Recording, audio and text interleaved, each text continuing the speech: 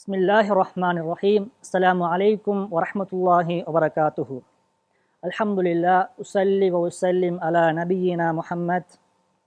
அன்புக்குரிய இஸ்லாமிய உறவுகளே, இன்றைய எங்களுடைய மார்க்க சந்திப்பில் மார்க்க கல்வியினுடைய சிறப்பை பற்றி ஒரு சில விடயங்களை நாங்கள் இந்த இடத்தில் தெரிந்து கொள்வோம்.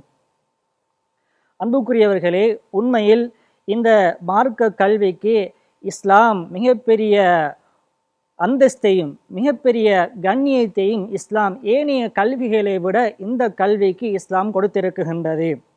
அதற்காக மற்ற கல்விகளுக்கு சிறப்பு கிடையாதென்று அர்த்தமல்ல. மற்ற கல்விகளையும் இந்த மார்க்க கல்வியையும் நாங்கள் ஒப்பிடுகின்ற போது பல மடங்கு மார்க்க கல்விக்கு சிறப்பு உள்ளது என்பதை நாங்கள் கூறுவதில் தப்பு கிடையாது. ஏனென்று சொன்னால், நபிகளார் ஸல்லல்லாஹு அலைஹி வஸல்லம் அவர்கள் கூறிய ஒரு செய்தி உண்டு. ஹைருக்கும் மன் தஅல்லமல் குர்ஆன வ அல்லம.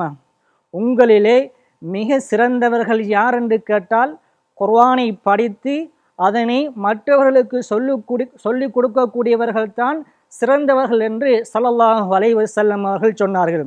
நபிகளார் இன்னும் ஒரு செய்தியை சொன்னார்கள். யார் மார்க்க கல்வியை படிப்பதற்காக செல்லுகின்றாரோ அல்லாஹு தஆலா அவருக்கு சுவர்க்கத்தின் பாதையை இலவுபடுத்துகின்றான். அல்லாஹ் அவருக்கு சுவர்க்கத்தினுடைய பாதையை இலவுபடுத்துகின்றான். எந்த அளவு கொண்டு சொன்னால், மலக்குமார்கள் தங்களுடைய இறக்கைகளை விரித்து கொடுக்குகின்றார்கள்.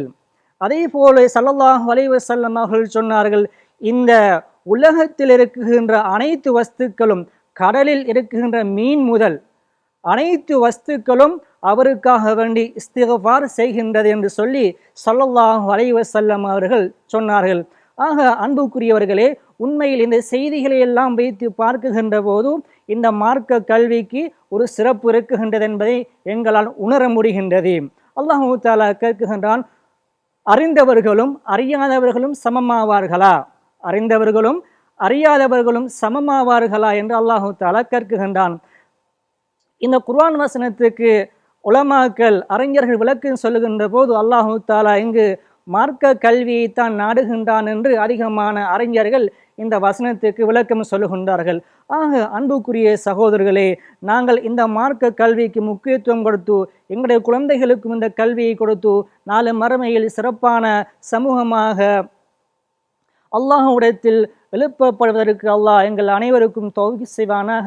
வ ஆகிரு தஅவானா அல்ஹம்துலில்லாஹி ரப்பில் ஆலமீன்.